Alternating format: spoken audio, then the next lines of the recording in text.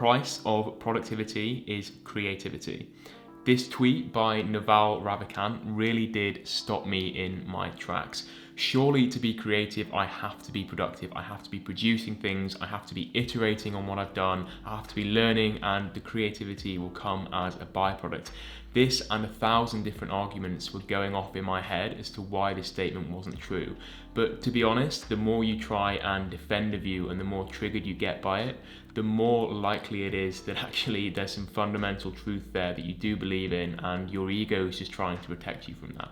As I've crafted more and more efficient systems using Notion, perfect weekly planners, beautiful goal setting frameworks, and frictionless templates, I realized I'd lost something. I'd lost my ability to think outside of the system that I'd created for myself.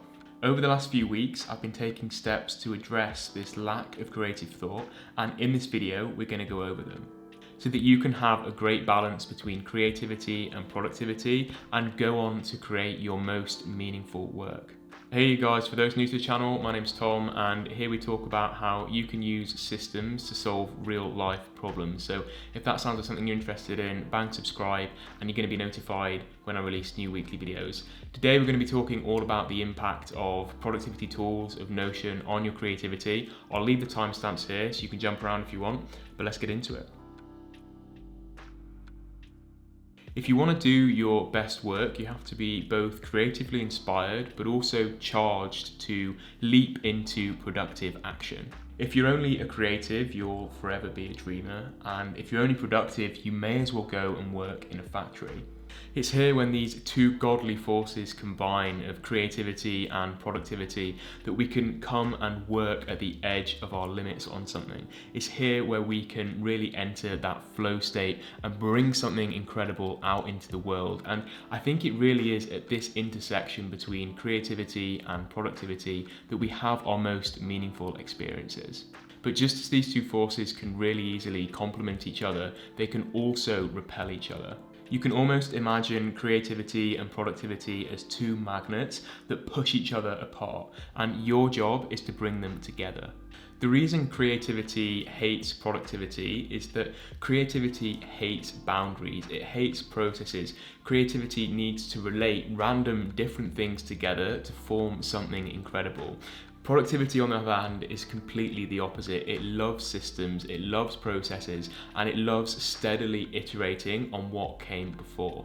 Hopefully now you're seeing the problem. If we sort of put too many systems into our lives, we can actually stifle this creativity, which doesn't like having boundaries. So let's take a look at that in a bit more detail. So here's an example of my workflow for creating a video. I create a project, then I create tasks. An example of a task here is a script. The script has sections and each video follows the same pattern. I try and hook the viewer in, then I have an intro, then I deliver the value, then I have an ending, all wrapped up nicely. There's nothing wrong with having a system like this for certain tasks. Video creation is something I've now done 30 or 40 times, and I'm pretty confident that if every week I just slowly iterate and slowly get better, then videos that I create will end up being great. And also having a system like this just makes the whole process so much more efficient. I think the problem really starts to arise when we start thinking of every project in this really formulaic way. At the moment, I'm working on a tech startup. Every week, we're building new features into the app that we've never built before. We don't know how long they're going to take, and we also don't know the best way to do them. We're really just trying to create something that we've never done before. For these kinds of projects, it really doesn't make sense to try and think about them in terms of tasks and subtasks because there's too many unknowns. It would just be a complete waste of time and actually probably do more harm than good. Thinking about things in terms of tasks to be done every day could actually limit the creativity. What you want to do is give these tasks time to breathe, let them be mulled over, let them ferment a little bit, let everyone in the team talk about them. And through doing this, you're going to get a much better solution than if you come at it with a very rigid point of view of, right, this is how we're doing it, we're breaking down into all these different ways, and this is who's doing what on every single day. My solution to this is to just have some projects that literally have no system at all. I won't really even have a particular goal or metric in mind. I'm just going to pick it up when I want to, work on it when I want to.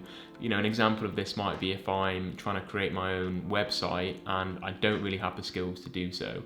Rather than trying to break it down into all of these different things, like, okay, I'm going to learn this skill on this day, this skill the next day, then I'm going to do this page, then this page.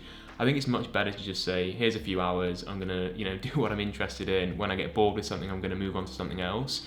Working in this way gives you a lot more flexibility, and I think actually leads to much better outputs in situations where you don't know how to do the task that you're trying to achieve.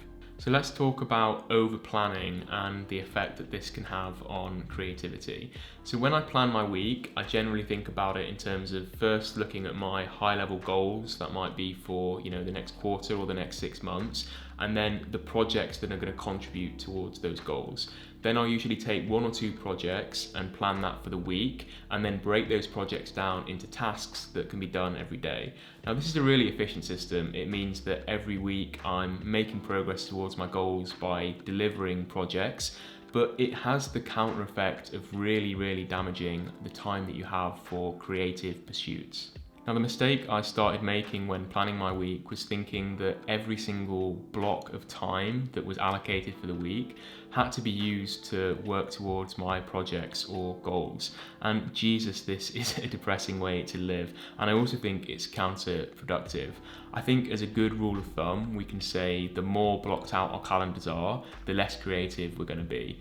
Now, to an extent, I've always been conscious of this. I've always been conscious about not spending time in meetings, about limiting my interactions on things that I don't care about. But what's quite sneaky is when you start planning out your week, you can really fool yourself into thinking that, okay, I need to be sort of spending my time on all of these important tasks because they are important, because they're going to contribute to the projects and goals that I've set out.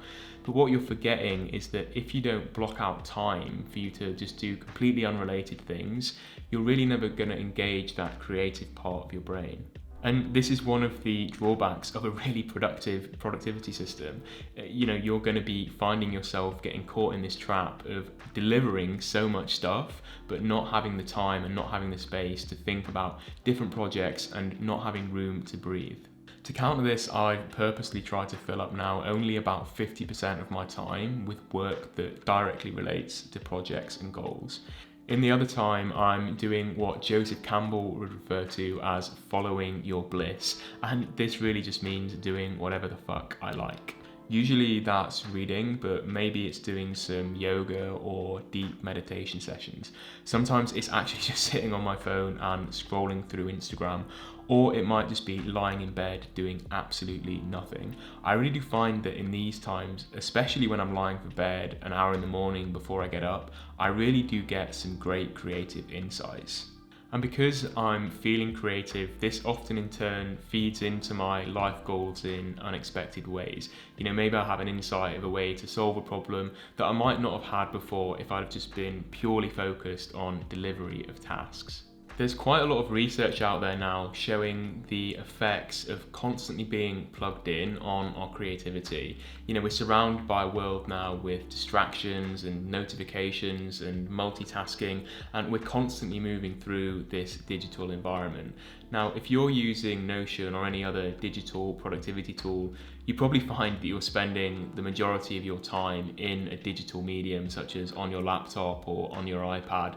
For me, shockingly actually, it was about 90% of my waking hours was spent looking at a screen, and this is probably not the best thing for creative thought. In Austin Kleon's book, Steal Like an Artist, he actually advocates for having 2 separate workspaces. He has one that's a digital area and he has one that's an analog area, and this is where he goes when he wants to get creative.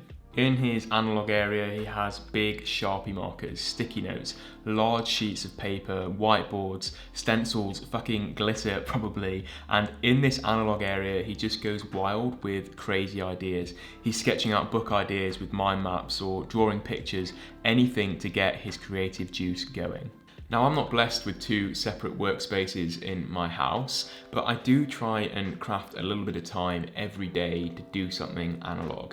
Now, this might just be brainstorming on an A4 pad with some pens, it might be mindlessly doodling, or it might be getting out some sticky notes and trying to visualize something with a physical mind map. I don't think it really matters what it is, but I do find that when I take the time to get away from my screen and do something analog, it really does powerful things for my creative thinking. So there you have it. That's 3 ways that I think that Notion can hamper our creativity, but also hopefully a few useful tools for you to get around it. So hopefully not all doom and gloom here. But I'm really interested to hear your thoughts. Do you find that digital systems, that productivity tools can hurt your creativity, or do you actually think that you benefit from them? Please let me know, because I think this is a really interesting conversation to have. I'm also going to leave a video here that you might like to check out if you enjoyed this one. But thanks a lot and enjoy the rest of your day.